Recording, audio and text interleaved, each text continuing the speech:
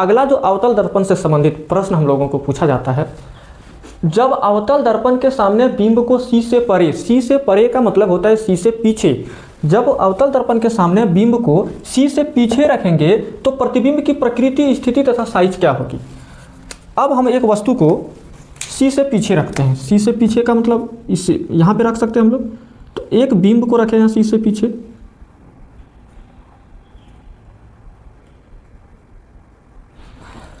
अब प्रतिबिंब बनाने के लिए हमें कितने किरण की आवश्यकता होती है, 2 किरण की आवश्यकता होती है। तो पहला किरण हम लोग जानते हैं कि जब प्रकाश किरण मुख्य अक्ष के समांतर जाती है तो मुख्य फोकस से होकर के गुजरती है। प्रकाश किरण मुख्य अक्ष के समांतर जाती है तो मुख्य फोकस से होकर के गुजरती है। आप लोग स्केल का प्रयोग करके इसे अच्छी तरह से सीधा लाइन खींचें, ठीक है। ये प्रैक्टिकली करके देखा गया कि मुख्य अक्ष के समांतर जब प्रकाश किरण जाती है तो मुख्य फोकस से होकर के गुजरती है। दूसरा जो हम लोगों ने पढ़ा था कि यदि प्रकाश किरण वक्रता केंद्र से होकर के जाती है तो वे उसी दिशा में वापस मुड़ जाती है। उसके बाद जिस स्थान पे ये दोनों किरण कटती थी उसी स्थान पे प्रतिबिंब बनता था, और अवतल दर्पण में प्रतिबिंब वास्तविक एवं उल्टा बनता है। तो उल्टा का चिन्ह हम लोग तीर का निशान ऐसे नीचे करके दिखाएंगे, तीर का निशान यहाँ ऐसे नीचे करके ऐसे दिखाएंगे, इसका मतलब उल्टा बना। तो इस स्थान पे प्रतिबिंब बना, इसका जगह क्या हुआ, सी तथा एफ के बीच। इमेज यहाँ पे जो हम लोग वस्तु रखे हैं इससे बड़ा है कि छोटा है, छोटा है, तो लिखेंगे प्रतिबिंब बिंब से छोटा है। ये इमेज बनके हो गया तैयार। अब आप लोगों का मन में डाउट चल रहा होगा कि क्या ये जो किरण है ये ऊपर से ही खींचना जरूरी है, यदि बीच से खींच दें किरण तो क्या दिक्कत। अब आप ही बताइए, आपको बिंब का प्रतिबिंब, कोई बिंब जैसे आप ही दर्पण के पीछे खड़ा है, आपका पूरा इमेज चाहिए या आधा इमेज। यहाँ से भी किरण को खींचेंगे तो इमेज बनेगा, लेकिन आधा इमेज बनेगा। इसीलिए हम लोग बिंब के टॉप से ये तुम्हारा किरण खींचते हैं ताकि उसका इमेज पूरा बने। इसीलिए किरण को ऊपर से खींचना है, न कि बीच से। बीच से खींचिएगा तो आधा ही इमेज बनेगा, जो गलत हो जाएगा, ठीक है। उसके बाद बात आता है इसमें कि अच्छा किरण यहाँ से खींचे पहला, और नियम जानते थे कि यदि किरण एफ से होकर के जाएगी तो वह मुख्य अक्ष के समांतर होकर आएगी। एक और तो नियम हम लोग पढ़े थे कि यदि किरण एफ, यहाँ पे सी, यदि किरण मुख्य अक्ष के समांतर जाएगी तो एफ से होकर के गुजरेगी, पहला पढ़े थे। दूसरा पढ़े थे यदि किरण मुख्य फोकस से होकर के गुजरेगी तो वे मुख्य अक्ष के समांतर आएगी, दूसरा पढ़े थे कि नहीं। तो वो जो नियम है उसको यहाँ क्यों नहीं लगाया, यहाँ पे हम लोग सी से ही क्यों गुजरने दिए किरण को। उसमें भी यहीं पे कटेगा, कोई भी किरण आप खींचिए कटेगा इसी स्थान पे। आप पहले इस चित्र को नोट कर लें, उसके बाद मैं आप लोगों को बताता हूँ। जैसे यदि आपको करना है कि सी से हम किरण को नहीं ले जाएंगे, एफ से ले जाएंगे, तो मैं एक डॉट डॉट से मिला के दिखाता हूँ। जैसे यहाँ आएगी तो मुख्य अक्ष के समांतर जाएगी। अब बताओ यदि सी वाला नहीं खींचते तो ये किरण और ये किरण इसी स्थान पे कटता, इसका मतलब एफ से भी खींचते तो प्रतिबिंब इसी जगह बनता। एक और नियम हम लोग पढ़े हैं कि यदि प्रकाश किरण जितना डिग्री कोण बना के जाएगी उतना ही कोण बना के यह वापस मुड़ेगी। उस कंडीशन में भी देखो, ये किरण जो यहाँ से आएगी और ये किरण जो मुख्य अक्ष के समांतर गई थी, ये दोनों एक ही जगह कट रहा है। इसका मतलब आप कहीं से भी खींचिए आंसर वही आएगा। लेकिन सी से हम लोग इसलिए खींचते हैं क्योंकि सी से जब भी प्रकाश किरण आती है तो वो उसी दिशा में वापस मुड़ जाती है। इसमें चित्र बनाना आसान होता है, इसीलिए जो स्टैंडर्ड हो, जो बढ़िया लगे बनाने में, उसी को हम लोग, जिसमें लेंदी हो, इधर से खींचो फिर इधर गुजरेगी। क्या आपको पता है कि कितना डिग्री कोण बना के आप यहाँ पे लाइन खींच रहे हैं, तब उतना फिर डिग्री कोण बना के चांद से नाप के फिर उतना खींच सकते हैं। इसीलिए हम लोग वाला यहाँ पे किरण नहीं लिए, उसकी जरूरत जहाँ होगी वहाँ लेंगे। लेकिन आप जहाँ से भी किरण खींचिएगा, जो 4 नियम बताए, चारों नियम में से दो किरण कम से कम आ सकता है। लेकिन आप चारों में से 2 कोई भी लेंगे तो इमेज वही बनेगा, प्रतिबिंब वही बनेगा। लेकिन जो हम लोगों को आसान तरीका से लगे बनाने में, जिसमें लेंदी ना हो उतना, हम लोग वही नियम का यूज करेंगे। तो पहला मुख्य अक्ष के समांतर जाएगी और दूसरा वक्रता केंद्र से होकर जाएगी। अब हम लोग तीसरा प्रश्न देखेंगे कि जब वस्तु सी पर हो तो प्रतिबिंब कहाँ बनेगा। पिछला जो हम लोगों का प्रश्न था कि जब वस्तु सी से परे रखे, तो उसमें हम लोग भूल गए थे कि प्रकृति, स्थिति तथा साइज लिखना है। इसको पहले आप लोग नोट कर लीजिए। उस चित्र में प्रकृति, उसमें क्या होगा, किस जगह इमेज बना था, तो प्रकृति बोलते हैं। स्थिति, सबसे पहला स्थिति लिखना है। स्थिति किस जगह बना, सी तथा एफ के बीच, पिछला इमेज का है ये, सी तथा एफ के बीच। साइज क्या था, बिंब से छोटा, बिंब से छोटा।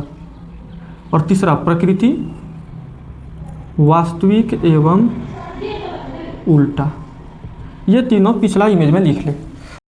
अगला जो हम लोगों का प्रश्न है, जब अवतल दर्पण के सामने बिंब को सी पर रखा जाता है तो प्रतिबिंब की प्रकृति, स्थिति तथा साइज बताएं। यह एक अवतल दर्पण है। अब इसमें बिंब को कहाँ रखा गया? सी पर। जब बिंब को हम लोग सी पर रखेंगे तो प्रतिबिंब कहाँ बनेगा? तो सबसे पहला हम लोग नियम जानते हैं कि प्रतिबिंब बनने के लिए दो किरण की आवश्यकता होती है।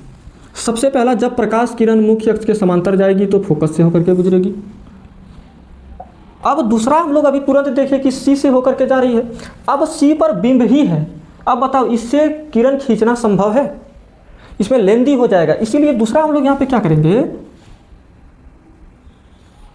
दूसरा जो हम लोग किरण लेंगे, यदि किरण मुख्य अक्ष के समांतर होके जाएगी, क्या बोलते हैं, जितना डिग्री कोण बना के जाएगी उतना ही डिग्री कोण बना के वापस मुड़ेगी, ये ले सकते हैं। या फिर ऐसे भी हम लोग ले सकते हैं कि जब प्रकाश किरण मुख्य फोकस से होकर के जाती है तो वे मुख्य अक्ष के समांतर आती है। कहाँ से आती है? मुख्य अक्ष के समांतर। तो प्रतिबिंब जब आप स्केल से बनाइएगा तो प्रतिबिंब वक्रता केंद्र पे ही बनेगा, एग्जैक्ट वक्रता केंद्र पे बनेगा। तो ये इमेज आप लोग नोट कर लें। इसमें यदि स्थिति पूछा जाए प्रतिबिंब किस स्थान पे बना, तो प्रतिबिंब सी पर बना है, यहाँ लिखना है सी पर। साइज पूछे तो बिंब के बराबर, बिंब के बराबर। प्रकृति वास्तविक एवं उल्टा। ये इमेज आप लोग नोट कर लें। अगला जो हमारा प्रश्न है, जब अवतल दर्पण के सामने बिंब को सी तथा एफ के बीच रखा जाता है तो प्रतिबिंब की प्रकृति, स्थिति तथा साइज बताएं। जब बिंब को कहाँ रखेंगे? सी और एफ के बीच। तो यहाँ पे बिंब को रखें। सबसे पहला नियम जानते हैं हम लोग, जब मुख्य अक्ष के समांतर जब प्रकाश किरण जाएगी तो वे मुख्य फोकस से होकर के गुजरेगी। और हम लोग जानते हैं जितना डिग्री कोण बना के जाएगी उतना डिग्री कोण होकर मुड़ेगी। यदि मुख्य अक्ष के समांतर जाएगी तो मुख्य फोकस से होकर के गुजरेगी। यहाँ हम लोगों को आसान देखने में लग रहा है कि यदि प्रकाश किरण दर्पण में जाके टकराएगी वक्रता केंद्र से होकर के, तो वह फिर उसी दिशा में वापस मुड़ेगी।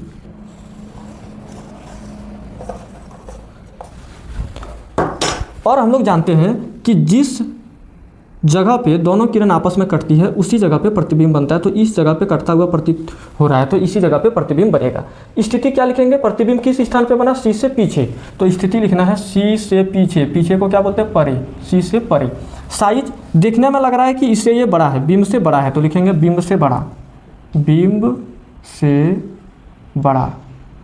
तीसरा प्रकृति। प्रकृति क्या है? वास्तविक एवं उल्टा बन रहा है चित्र, तो लिखेंगे वास्तविक एवं उल्टा, वास्तविक एवं उल्टा। ठीक है, तो ये हमारा प्रश्न था कि जब बिंब को सी तथा एफ के बीच रखेंगे तो प्रतिबिंब कहाँ बनेगा। अगला हम लोग जानेंगे कि यदि बिंब को एफ पर रखेंगे तो प्रतिबिंब कहाँ बनेगा और कैसे बनेगा। तब तक आप लोग इसे नोट कर लें।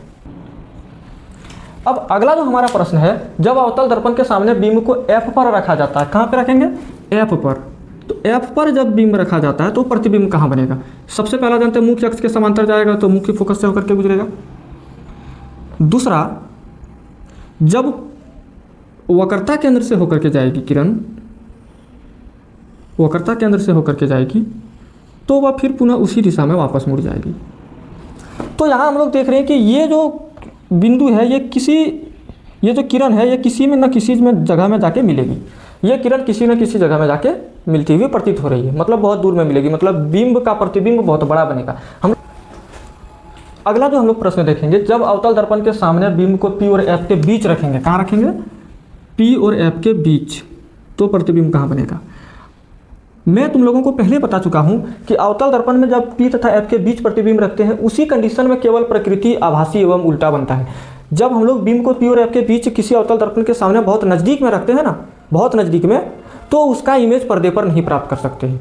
उस कंडीशन में केवल जिसे हम लोग पर्दे में प्राप्त नहीं कर सकते हैं उसे हम लोग आभासी एवं सीधा बोलते हैं। तो केवल उसी कंडीशन में प्रतिबिंब आभासी एवं सीधा बनेगा।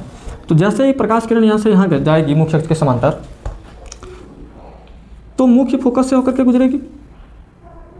ठीक है। दूसरा, जितना डिग्री कोण बना के ये जाएगी और परावर्तक पृष्ठ पे टकराएगी उतना ही कोण बना के ये वापस मुड़ेगी। अब बताओ, ये किरण कहीं मिलने की संभावना है? ये किरण इधर जा रही है, ये किरण इधर जा रही है।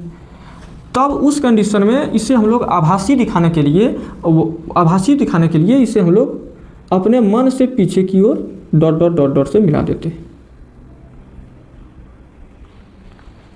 डॉट डॉट से मिला देते।